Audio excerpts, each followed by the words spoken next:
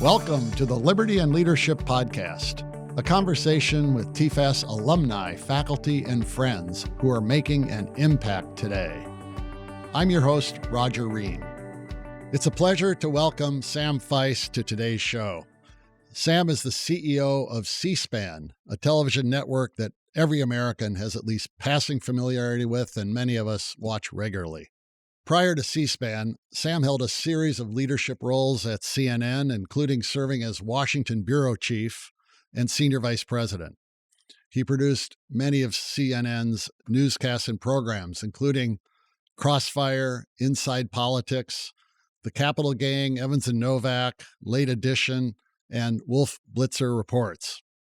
Sam has interviewed many world leaders, including all 5 of our past presidents, prime ministers such as Margaret Thatcher and Mikhail Gorbachev and Yitzhak Rabin, and many, many others.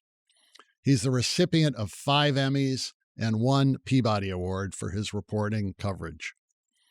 Sam's active in many organizations, too many for me to name, but I'll name a few anyway: the Washington Economic Club, the Bar of the District of Columbia, the National Press Club Journalism Institute. I'm delighted to have him join our Liberty and Leadership Podcast today. Welcome, Sam. Thanks so much, Roger. Well, let me dive into some questions about C-SPAN to begin. It's known, has this great reputation for unfiltered, nonpartisan access to government proceedings, including both houses of Congress. We've had Brian Lamb at one of our awards dinners, honored him for his leadership of C-SPAN. And he just hired me. Yes, and now you're there. Why do you think the transparency that C-SPAN offers is so vital to the health of our democracy? Unfortunately, in our country, we have, in recent years, we've really sorted ourselves in ways that I don't think are good for the country. Blue neighborhoods, red media, blue media, red colleges, blue colleges. I think people are frequently consuming. Americans who might live near each other are watching different things, hearing different perspectives, sometimes hearing different versions of the truth. I think that's unfortunate, and that's just how we've sorted ourselves. C-SPAN is a little different. We've worked really hard to stay above the partisan fray. We've worked really hard to make sure that everyone knows our mission is to give you the raw material of American politics. The events unfiltered, whether it's in Congress or the president or a cabinet secretary or a hearing or an event. We work to be as balanced as we can in what events we cover and what we put on our air. And the result of that is that our audience is the most balanced audience in American television. Our audience is 30% Republican, 30% Democrat, 36% independent, and 4% other. And unfortunately, I think for the country, nobody else in media of any flavor can say that. And so part of the result of us working so hard to stay balanced, make sure that we don't put our thumb on the scale, is that we've been rewarded with an audience that is actually represents America. So we work hard to do that every day. If a Republican is president, there'll be more Republicans on because the president and his or her cabinet are on TV more. If a Democrat's president, sure, there'll be more Democrats on. But otherwise, I think if you watch C-SPAN and you watch the events that we cover and the choices that we make about what we cover, I think regardless of your political or ideological background, you will believe, oh yeah, C-SPAN's been fair to us. And I think that's the answer. Well, let me go back a little to first ask you what drew you into journalism. I mean, like me, you went to Vanderbilt as an undergrad. You got a law degree, yet you ended up in journalism. Right. Talk about that. So when I was at Vanderbilt, I had done what a lot of student journalists do, an editor of the student newspaper and reporter, and wanted to go into journalism, but thought about going to law school right after college. Was given great advice by a gentleman who also went to Vanderbilt named Fred Graham, and you may know him as, at the time, he was the chief Supreme Court correspondent for CBS News, but he later went on to found and anchor Court TV, which everybody knows. And his advice was, if you want to be a journalist, go be a journalist. You can always get a law degree later. So I took his advice. So I left college, went to become a journalist, went to work for CNN, got lucky and got an entry-level job, and got a law degree part-time at night while I was working at CNN. So never really wanted to be a lawyer, just thought it'd be a helpful degree, but I was always interested in journalism. really never fancied myself as very ideological at all. Never could see myself as a Democrat or as a Republican, but I love politics. And so for me, political journalism might be a way to have a front row seat to politics without actually picking one side or another, which never really felt comfortable for me. We run a journalism program at TFAS, and I've heard from our professor of the journalism course that increasingly he saw students coming to the program who were going into journalism because they had an agenda they wanted to push. Right. And he thought that was disappointing to him because he went to journalism school and became a journalist for USA Today, actually, to go tell the story, report the news, what he sees. And he thought it was unfortunate more students are driven by a political agenda or an ideology in that field. I actually agree with with that gentleman. Our job's to be the eyes and ears for the public in places where they can't be the eyes and ears. Tell them what's happening. Go to places they can't go. Go into the room where an event is happening, describe it, tell the public what happened, and then let the public make up their own mind. Because everybody can't be everywhere at once. So you need somebody to be there for you. And so my view of journalism is that this notion that we are reporters. Reporters' job is to tell an audience what you see, what you hear, what happened, sometimes explain why, if you can also do that without getting into an ideological perspective. And sometimes you explain how. And none of those, in my opinion, should have an ideological leaning bias. I don't believe it's a journalist's job to tell you who to vote for, who should win, or even who would do a better job. I think we tell you everything that you can learn about a candidate or a party or a policy or a platform, and then you make up your own mind. And the moment we begin to tell you whose policy is better, who's a better human being, who will do a better job, then we don't have the credibility the next time, because the audience will think that I've already picked sides. And so my whole career, I've tried to subscribe to this notion that it's not up to me. I don't get to decide who wins or loses, and I shouldn't be telling you who to vote for. I know it's hard to maintain that kind of perspective in a town where we live that's so political, where you run into the, political people at dinner parties and wherever you go, but it takes, a strong commitment to that. And I admire that. Let me ask you, what attracted you to C-SPAN when you accepted the job there? So I grew up watching C-SPAN. When I was in middle school, we moved from Tennessee to a small town in Connecticut, a little bit of culture shock. But in that small town, in a lot of places around the country before cable TV, if you were not near a major city, you could barely get the broadcast networks. So you might have those big aerials on your house. In our case, we could get a little bit of New York television and maybe one Hartford station, but none of them very, very well. And so the early days of cable TV, in many cases, grew because to solve for that problem. So in our case, we got cable TV mostly so that we could have TV, and it came with C-SPAN because it was just after C-SPAN launched. So I grew up watching C-SPAN at home. I was even in high school, a bit of a political junkie. And fast forward to last year, I'd been at CNN for a long time. And I've got a call that Brian Lamb, the founder, and Susan Swain and Rob Kennedy, the then CEOs, were going to retire last year in 2024.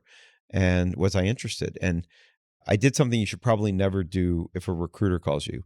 And that's immediately say, yes, I want that job. But that's what I did, because that was my first reaction, because it's an incredibly important place. It's a nonprofit.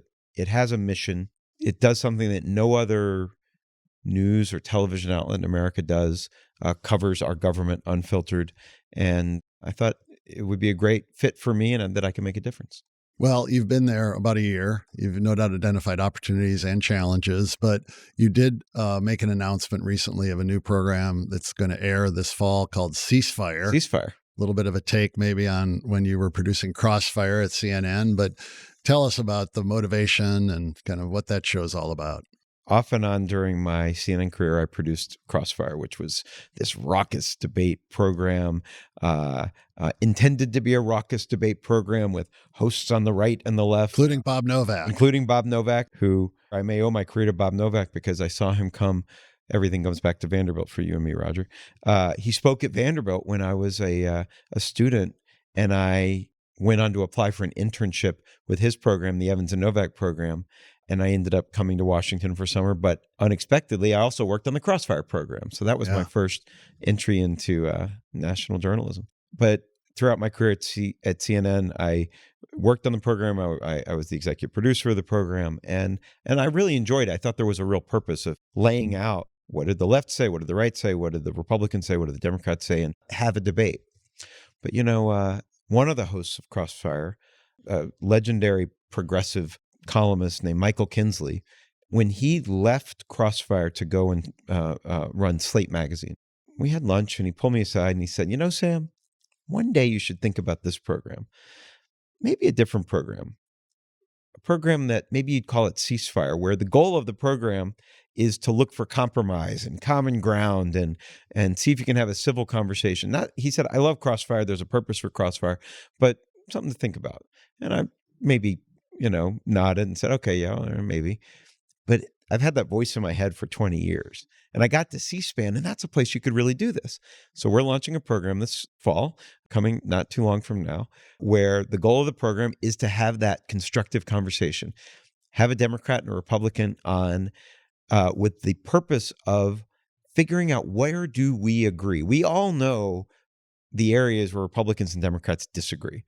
We never talk about where we agree. And I'm one of those people that believes that almost every case, there's more that Republicans, Democrats, Americans of all political stripes agree on than we disagree, but we never talk about that.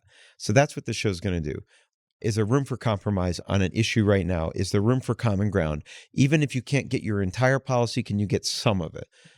Ronald Reagan always used to say, if I get 80% of my policy, I win. But now in 2025, I don't think that belief is shared by people in either party. So we're going to see if we can find some common ground. We've made some attempts at that in our student programming. I know a few years ago we had Senator Ron Wyden, a liberal Democrat, and Senator Rand Paul, a kind of a libertarian Republican, together on a program talking about things they agreed about. Did they find a few things? We've done some. Oh, yeah. Yeah, they do. Maybe I'll have them on Ceasefire. Yeah. And they'd be good on some of the issues related to the intelligence bills that want to monitor American activities. And also, we've done some Braver Angels debates. What makes this interesting for me is there's no other program on television that's doing this. People talk about it. We need more civility in our politics. People talk about trying to reach across the aisle, but perhaps because of the fractured media environment or the economics of cable news, I don't know, it's just not happening. And so I think C-SPAN's a good place to do it, to host it, the right place. And what will make it special is nobody else is doing it. So it's a place that if you're a little tired of the noise, come check out Ceasefire. One of the things that C-SPAN offers that I think it's one of my favorites, at least personally, is the book TV and the treatment you have of authors and so many books are covered on that show. Is that something you want to continue to? 100%. We have 3 channels, C-SPAN, C-SPAN 2, and C-SPAN 3. And the reason we have those 3 channels, and most cable systems have all 3, is because if the House is in session and the Senate's in session, well, there's still a lot of material to cover, the president or committee hearings. But on the weekends, when official Washington is a little more quiet, we dedicate 24 hours of coverage to history TV and 24 hours to book TV. And that is something that we're going to continue. I would say over the course of the next year and a quarter, as we go through the rest of 2025 and into 2026, as America celebrates our 250th birthday, we'll probably do more book TV authors on American history or the American Revolution, some of our founding fathers. But yes, book TV is very popular. The same C-SPAN viewers who might watch a committee hearing or the president during the week would be interested in a biography about Ben Franklin or Thomas Jefferson. And in book TV, even if we're doing a history book, we'll apply what have we seen, what does that subject of that book say about, America today. Happy, not so happy. We do a lot with young people who are interested in careers in journalism. What would be your advice to a young person? Is it still a career worth pursuing with the media Absolutely, Roger. like it is today? 100%. It's incredibly rewarding. It's incredibly important. Now, as I said earlier, I fancy myself not an ideological journalist. And I know that some of your viewers say, oh, that's not possible. Everybody has their opinions. But I actually think it is. I actually have spent my entire career recognizing that my job is to give you information, and it's your job to have the opinions, the perspectives to make a voting decision. There are ideological journalists and publications, and there's room for people who are conservatives who want to work for a conservative publication. But I think there's a big opportunity, and I think there's a yearning for journalism to return to its roots and just report the facts. Just report what's happening and let people decide. Pendulum swing in politics and media, I feel like it has swung one way to this sorting of media outlets, and I hope it swings another way so that we're a little less sorted, so that what I hope for, and I think we're missing right now, is that we're not all reading the same thing and watching the same thing. And I think that's valuable for the country, because let's agree on a set of facts, what happened yesterday, and then we'll talk about what should happen and what should the political implication be. But when we disagree on what happened is where it gets tricky. I think there's an opportunity for journalists, down the middle journalists, and yes, folks with perspectives. There are more outlets than ever. We are on a video podcast, right? 15 years ago, there was no such thing. There are video podcasts with enormous audiences, medium audiences, targeted programs, big programs, small programs. The country needs journalists. We need them especially in our communities. Local news television stations, local news, what we used to call papers, are frequently now digital outlets. The country needs them. And so I hope young people are still encouraged to go into the profession and seek an opportunity to share with their fellow Americans what's happening. Now, you've been in journalism for, I won't date it, several decades. I graduated from Vanderbilt 10 years ahead of you, so I'd be dating myself here. But I will not say that.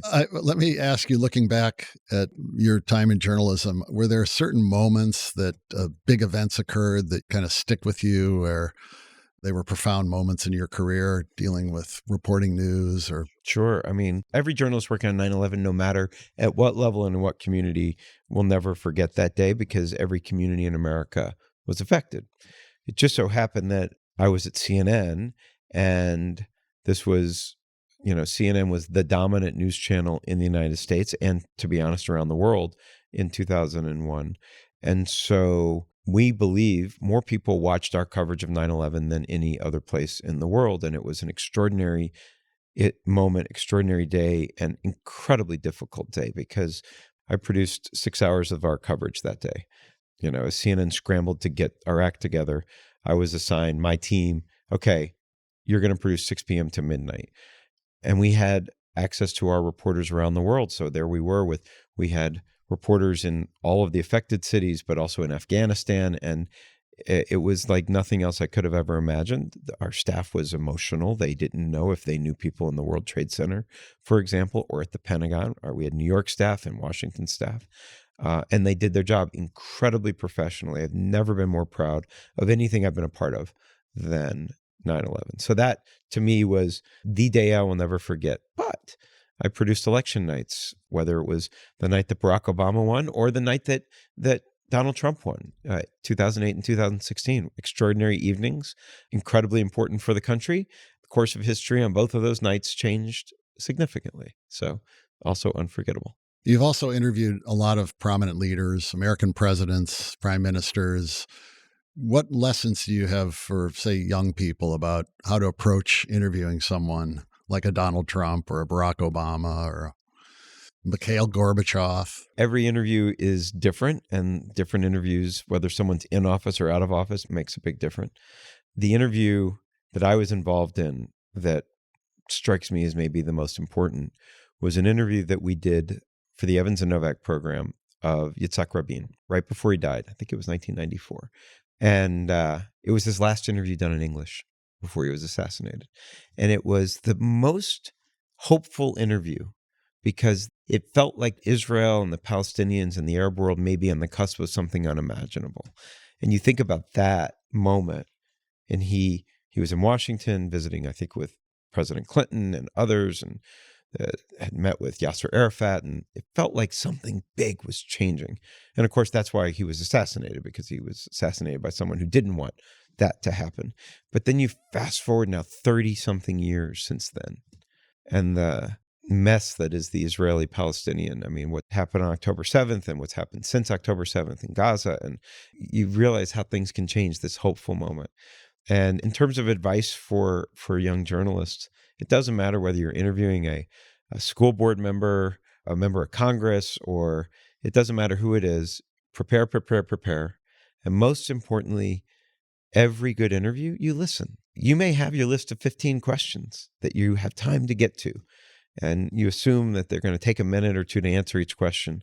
There may be a follow-up in that question, or you may be able to have a little bit of a conversation, but it only works if you listen to their answers.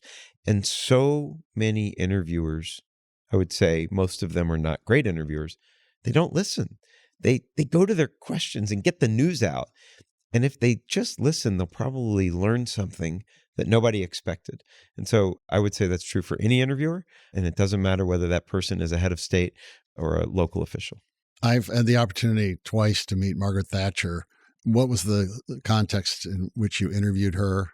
She'd just become a former prime minister of the United Kingdom, and she'd come out with her book. But she was just this legendary figure. Among women of the world, there was no one who towered higher than Margaret Thatcher. She was incredibly gracious, even though she was not an office holder. It felt so important. I remember she stood up straight and sat perfectly, and it's not that she didn't smile, but she was very much on. I guess that's who she was. The aura around her, usually former office holders, you don't feel that in quite the same way, but that wasn't true with Margaret Thatcher. It was just for me, it was an extraordinary moment. I recall when I met her at Westminster at a reception, and she said to me, "Do you know what a woman and a teabag have in common?" I said, "No. You never know how strong they are until they get into hot water." There you go. And I thought that kind of captured well, her. She exuded that strength, certainly, even after she left office. You felt like this was a very strong leader, woman, human being. Do you think C-SPAN, in addition to the Ceasefire, which you've announced, which sounds like a fascinating program I look forward to seeing, will do other types of original programming like that? Yeah, I think we definitely will, and we'll have some more that may start even this fall. However, our core mission is, if Congress is in session, if the president is speaking, if there's a national event, is to make sure that people have access to that. So what I don't want to do is develop so much original programming at C-SPAN that in any way it competes with the events which are our bread and butter, because nobody else is doing that. So I want to make sure that our priority are these public affairs events, giving Americans the ability to see their government in action. Our programming is beyond that, is intended to help put that into perspective. So what did you mean, Congressman, when you said that on the House floor? We have a morning program, which is a good time because there's not much happening in official Washington at 7 a.m. We're the only national TV program where we hear from the American people every day. We take calls, equal numbers from Republicans and Democrats and independents. We do that every morning. Someone before I got to C-SPAN said, the only way you really know who's going to win an election, listen to the calls on C-SPAN, because polls only tell you who the person says they think they might vote for. The callers give you the amount of passion that each side feels for their candidate, or how much angst they have for the other candidate. And you can really get a sense of it. And if you just watch and listen to these calls, you'll realize who's active right now, who's motivated. You can get a sense of who's likely to vote and who's likely to do everything they can to make sure this person wins or loses. And you don't get that from polls. Explain to me how C-SPAN operates. It's a nonprofit corporation. Yeah. Your money come from appropriation from Congress? Or we do not. $0 in government funding. We have never asked for nor received $1 from any government entity, from the United States government or any taxpayer. We are privately funded, and by privately funded, we are funded almost entirely by the television distributors. So if you get your television from a cable company like Comcast Xfinity or Charter Spectrum or Verizon Fios, a tiny fraction of your cable fee, your monthly fee, goes to C-SPAN, 7.25 cents a month. Same for satellite or streaming services. So if you have a TV bundle that you pay for, tiny fraction goes to C-SPAN. And that's basically what funds us. We have some small dollar contributions, and we invite people, if they want to support C-SPAN, please support C-SPAN. Go on our website. You're welcome to donate. But we do not get government funding, nor do we want government funding, because we cover Congress.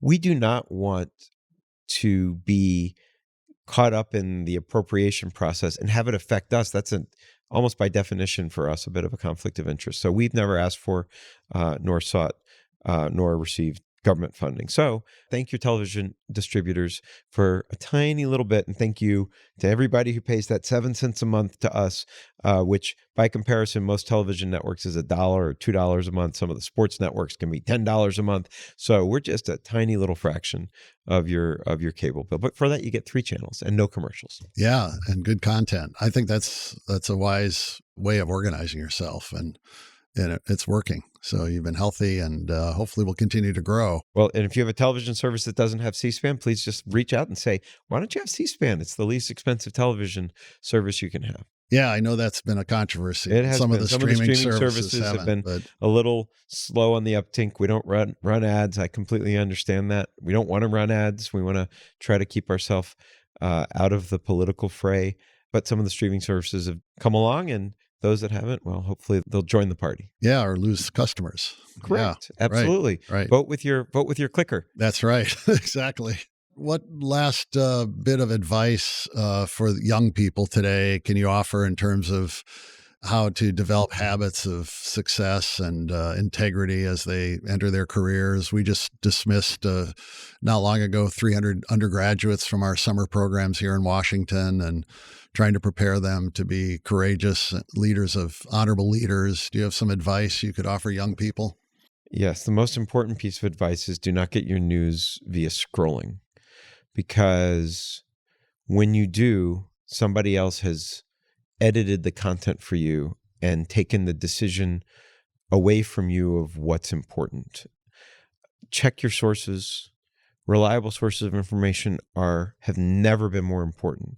And even if you think one might lean in one direction or another, I would prefer for you to get your news from CNN and Fox News than a source that you're not familiar with. CNN and Fox News are big companies, which means they're subject to lawsuit if they say something defamatory, and they may not agree with each other on everything. They can be reliable sources. Read newspapers, or if you try to get access if you can. And if you're in school, you frequently can get free subscriptions to the Wall Street Journal and the New York Times. Those are 2 outstanding publications where their news pages are important.